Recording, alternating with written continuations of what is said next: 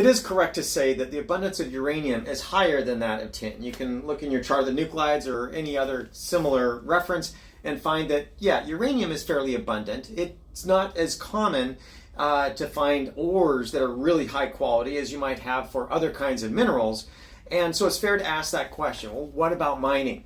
Well, what I would like to say is that there is a standard approach for mining, and we're actually starting to use more leachate mining, where you actually pump a liquid down underground and then pump it up someplace else. But there's something that's even more exciting than that, because with that approach, you're not digging a hole per se. You're just doing the mining in a layer of stratigraphy that is removed from the water table. The one that I'm really looking forward to seeing developed is passive removal of uranium from seawater.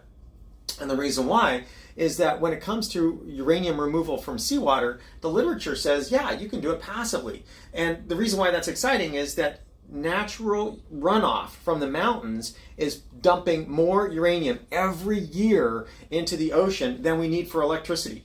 It's about 9 times the electrical energy needs of the United States every year being dumped into the ocean naturally. It's about 4 times the whole world's electrical energy needs, just being dumped in the ocean from natural runoff of uranium in the mountains. Uranium it's concentrated in granite, so if you have a granite countertop, you're going to have uranium and its decay products there. And that is just being worn down and dumped into the ocean, and it just plates out at the bottom of the ocean. And you can passively remove that with these technologies.